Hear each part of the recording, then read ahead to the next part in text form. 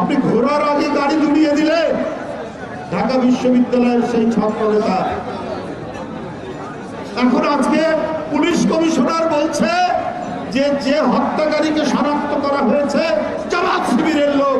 এখন আমি বলি এটা তো বিএনপির কোন নেতার স্টেটমেন্ট না, এটা যারা তদন্তকারী কর্মকর্তা রয়েছেন, যারা রাষ্ট্রের আইনে স্বীকৃত সংস্থা, তারা বলছেন। এখন ফেসবুকে কি লিখবেন? আমি সেই ছাত্র নেতাকে জিজ্ঞেস করতে চাই, তদন্ত হলো না, কিছু হলো না, এই এলাকার বারবারের এমপি মেয়র তার সামাজিক অবস্থান, তার জাতীয় রাজনৈতিক অবস্থান বিবেচনা না করে আপনি কেবল ইউনিভার্সিটির একটা ছাত্র নেতা হয়েছেন। আপনার চেয়ে 36 বছর আগে আমরা ছাত্র নেতা আরেকটি বড় ইউনিভার্সিটির ভিপি হয়েও আমরা কোনো অন্য দলের সিনিয়র নেতাকেও এই ধরনের বাজে কথা বলে কখনো অভিহিত করিনি। আর আপনারা এটা করে দিলেন। আমরা নিজেরা হাসাহাসি করি বাইরে, মানে ভিতরে, যে আব্বাস ভাই নেতা কর্মী বা আমাদের সাথে অনেক বকাবকি করে অনেক সময়।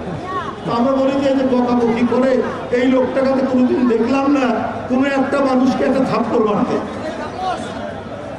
ওকে বকাবকি করে, কিন্তু আজ পর্যন্ত কেউ কমপ্লেন বা কেউ কিছু যে উনি নিজে কখনো কাউকে একটা থাপ্পড় মেরেছে।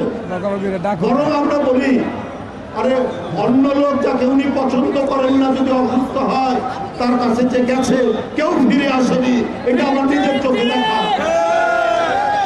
তো সেই মানুষ একটা তার সন্তানের বয়সে একটা ছেলে কেবল ঢাকা বিশ্ববিদ্যালয় থেকে বের হয়েছে, তার এলাকায়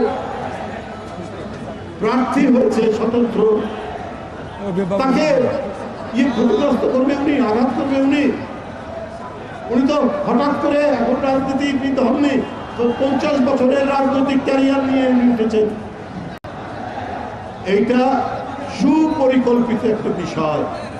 ওই যাকে শনাক্ত করা হয়েছে সেই তার উপর আঘাতকারী হাদির উপর সে ছাত্রলীগেরও নেতা, আর ঢাকা বিশ্ববিদ্যালয়ের যে ভিপি কিনা সাদেক কাইমের সাথে একই টেবিলে চা খাচ্ছে। এখন এর বিচার কে করবে? এই কারণেই এই পরিকল্পিত নকশা করেছে ওই সংগঠনটি, যেটা তাদের অভ্যাস। আরে যাদের 71 সালে 30 লক্ষ মানুষকে হত্যা, 2 লক্ষ মা বোনের ইজ্জত হরণের পরে যাদের কোনো বিবেকে বাঁধেনি, যাদের কোনোভাবেই আপনার অনুশোচনা নেই, তারা তো যা ইচ্ছা তাই করতে পারে। এই মহা মাস্টার প্ল্যান, এই মহা পরিকল্পনা তারা করে চট করে অভিযোগটা যাতে চাপানো যায় বিএনপি নেতার বিরুদ্ধে, এইভাবে একটা চমৎকার ষড়যন্ত্র তারা করেছে। এখন আস্তে আস্তে দিনের আলোতে একেবারে পরিষ্কার হয়ে যাচ্ছে। বন্ধুরা আমার গেছেন কালকে দেখতে, সাথে সাথে আমার সাথে কথা হয়েছে, অভিভাবক আমার সাথে আব্বাসদার কথা হয়েছে। আব্বাস ভাই কি করছেন? আমি যাচ্ছি হাসপাতালে দেখতে। উনি গেছেন, একটা অভিভাবক তুল্য মানুষ। আপনারা আমরা লড়াই করলাম ডেমোক্রেসির জন্য, আর প্রতিষ্ঠা 5ই আগস্টের পরে আপনারা প্রতিষ্ঠা করলেন মবক্রেসি, মব কালচার তৈরি করলেন। মবক্রেসির ভালো বাংলা হচ্ছে উশৃঙ্খল জনতাতন্ত্র। এই উশৃঙ্খল জনতাতন্ত্র দিয়ে আপনি সুশাসন, আপনি ন্যায় বিচার এবং গণতান্ত্রিক সমাজ কায়েম করতে পারবেন না, যেটা তারা করছে। জনগণের কাছে এখন স্পষ্ট এই ভয়ঙ্কর ষড়যন্ত্রের নায়ক হচ্ছে তারা, যেটা এখন প্রকাশিত হচ্ছে। বক্তব্য দীর্ঘায়িত করবো না। আমি হাদির উপর আঘাতকারী, ওরা যেই হোক, জনগণ চিনে ফেলেছে, প্রশাসন চিনে ফেলেছে। আমরা তাদের দৃষ্টান্তমূলক তদন্ত করে দৃষ্টান্তমূলক শাস্তি আমরা দেখতে চাই। বন্ধুরা আমার, আজকে হাদির উপর আক্রমণের জন্য জাতীয়তাবাদী দল ঢাকা মহানগর দক্ষিণ সুষ্ঠু তদন্ত করে বিচারের দাবিতে দুষ্কৃতিকারীদের যে আজকে যে বিক্ষোভ মিছিল এখন করতে যাবে, আমি সেই বিক্ষোভ মিছিল অত্যন্ত সুশৃঙ্খলভাবে করার অনুরোধ জানিয়ে আমার বক্তব্য শেষ করছি। ধন্যবাদ। আমি আমার সাংবাদিক ভাইদের কাছে একটা অনুরোধ রাখবো। প্রিয় ভাইয়েরা, 17 বছর আন্দোলনের পর আমরা কথা বলার অধিকার আদায় করেছি। আপনারা স্বাধীন সংবাদ পরিবেশন করতে পারছেন। দয়া করে জাতির এই ক্রান্তি লগ্নে আপনাদের বক্তব্যগুলো এবং অনুসন্ধিৎস যে সাংবাদিকতা তা আপনারা যথাযথভাবে পালন করবেন বলে আমি আন্তরিকভাবে অনুরোধ জানাচ্ছি। প্রিয় ভাইরা, গতকালে ঘুরে যাওয়া দুর্ভাগ্যজনক এই ঘটনাটির আমি তীব্র নিন্দা করছি। হাদি একজন প্রার্থী হতে পারে ঢাকা হাটে, সে আমার সন্তান সমতুল্য। আমার সন্তানের বয়স, বড় সন্তানের বয়স এখন 39 বছর বয়স। হাদি বোধহয় 35 হয় নাই। স্নেহতুল্য, স্নেহবাজার এই ছেলের উপরে আঘাত করাতে আমি মানসিকভাবেও অত্যন্ত বেশি ক্ষতিগ্রস্ত হয়েছি গতকাল। প্রিয় ভাইরা, আমাকে সবচেয়ে প্রথম ফোন করেছে রিজভী আহমদ, আপনি এখন কোথায়? আমি বললাম যে ভাই আমি যাচ্ছি। হ্যাঁ, আপনাকে যাওয়ার জন্য ফোন করেছিলাম। অর্থাৎ ওই মুহূর্তে রিজভির ভিতরে একটা ঝড় তুলেছে। সে বিশেষ কাজে ছিল, বোধহয় যেতে পারে নাই। আমাকে বললো আপনি একটু যান। তখন আমি মোটামুটি অলমোস্ট চলেই গেছি ওখানে। আমি সবচেয়ে প্রথমেই হাদির উপরে এই আঘাতে তীব্র নিন্দা প্রতিবাদ জানিয়ে বলতে চাই, এই আঘাত হাদির উপরে নয়, এই আঘাত বাংলাদেশের মানুষের গণতান্ত্রিক অধিকারের উপরে, এই আঘাত বাংলাদেশের সার্বভৌমত্বের উপরে, এই আঘাত বাংলাদেশের স্বাধীনতার উপরে। প্রিয় ভাইরা, এটাকে আমাদের প্রতিরোধ করতে হবে। এই অপশক্তির কালো হাত ভেঙে দিতে হবে। এদেরকে দাঁত ভাঙার জবাব দিতে হবে। আমি একটি কথা যদি বলি, যেটা রিজভী আহমদ সাহেব বলেছেন, হাদি গুলি ওর গায়ে গুলি লেগেছে 2:15। ঠিক 2:30টার সময় ফেসবুকে পোস্ট আসলো, সবাই যে যেখানে আছে ঐক্যবদ্ধ হও, কোন একটা বাসায় যেতে হবে, ইট খুলে নিয়ে আসতে হবে। ভাবতে পারছেন ব্যাপারটা কত পরিকল্পিত? এটাকে আরো সংহত করেছে। আমি যখন হসপিটালে যাই তখন তারা আক্রমণাত্মক স্লোগান দিচ্ছিল। আমি ভাই ঢাকার ছেলে, আমি ঢাকার রাজপথে মিছিল করে বড় হয়েছি, আমি ঢাকার রাজপথে আন্দোলন করে বড় হয়েছি। আমার বয়সটা একটু বেশি হয়ে গেছে, শান্ত থেকেছি, নীরব থেকেছি। কিন্তু ওই মুহূর্তে যদি আমার নির্দেশনা পেত, তাহলে তোমাদেরকে তুলোধনা করতে আমার কিন্তু ওরা ছিল কয়েকজন। কিন্তু সবচেয়ে ইন্টারেস্টিং বিষয় হলো 150 থেকে 200 ছেলে, এরা কেউ হাদির সমর্থক নয়।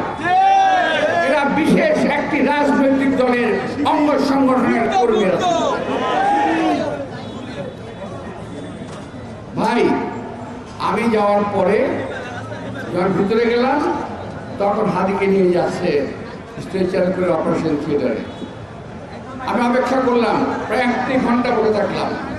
এর মধ্যে কিছু বেয়াদব ছেলে পেলে অনেক বেয়াদবি করলো। যাই হোক, আমার সঙ্গে যারা আমার সিকিউরিটি ছিল, আমার লোকজন ছিল, তাদেরকে বললাম তোরা শান্ত থাকো, হসপিটালের ভিতরে যদি কোনো রকম ঝামেলা হয় সেটা চিকিৎসা ব্যাহত হবে।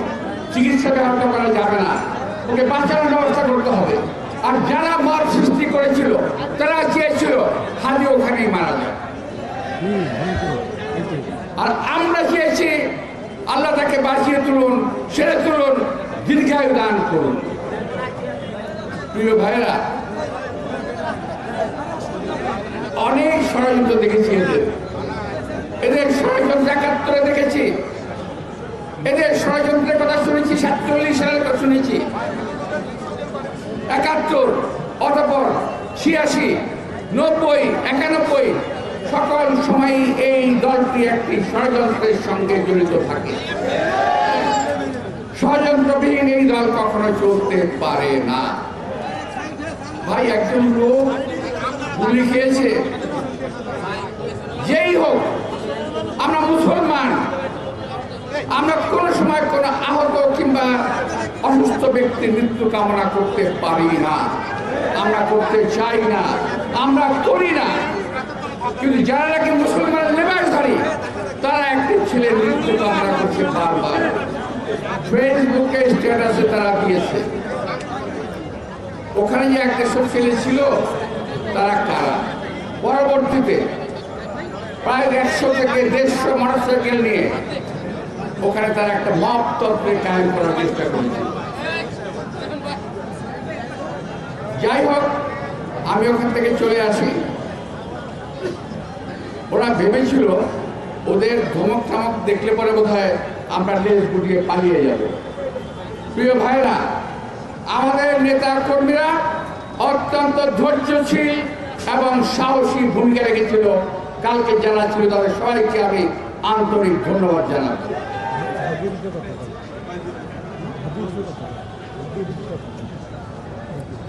প্রিয় ভাইরা, আমি জীবনে অনেক নির্বাচন করেছি, অনেক অনেক, একটা দুটো না।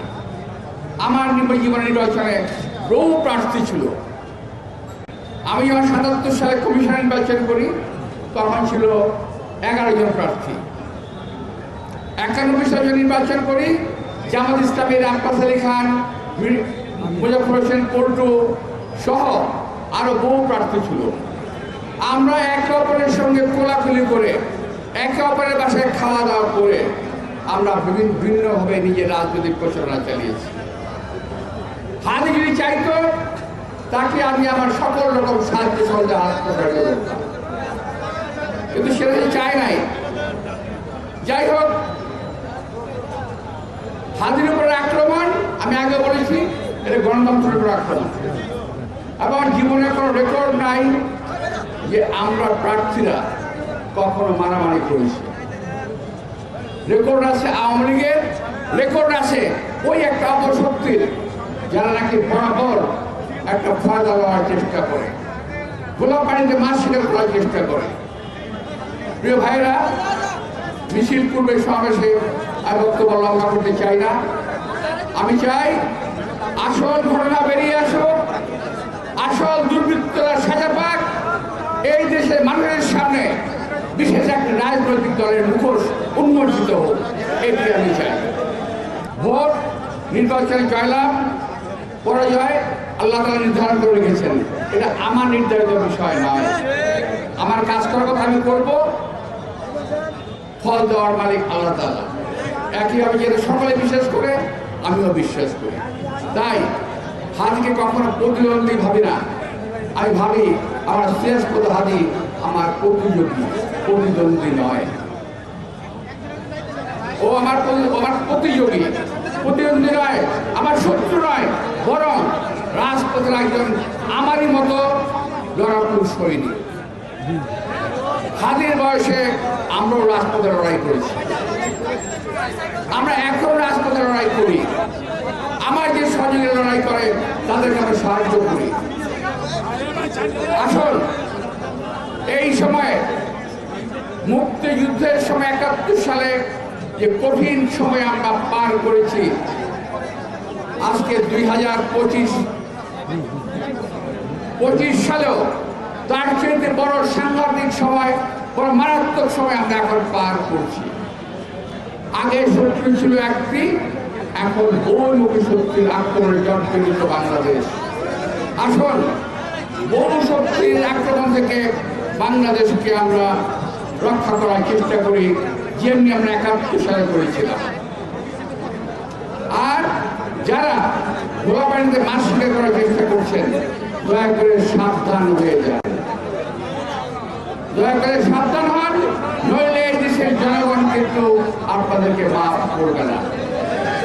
নির্বাচন করছে, নির্বাচন করেন, নির্বাচন জয়লাভ করেন, সেরেও দেব, বেড়ে গেলে আপনারা মেনে নেবেন, এটাই স্বাভাবিক। কিন্তু তার আগেই নির্বাচনকে বন্ধ করা। আরেকটি কথা, কালকে হাতের উপরে আক্রমণ কিন্তু বিচ্ছিন্ন কোনো ঘটনা নয়। এর আগে চট্টগ্রামে শতলোক আক্রমণ করেছিল, এখন হাতের উপর আক্রমণ। আমি বলতে চাই এটা একটি বৃহৎ চক্রান্তের ক্ষুদ্র একটি অংশ, চক্রান্তের আরো ষড়যন্ত্র প্রকাশ পাবে ইনশাআল্লাহ।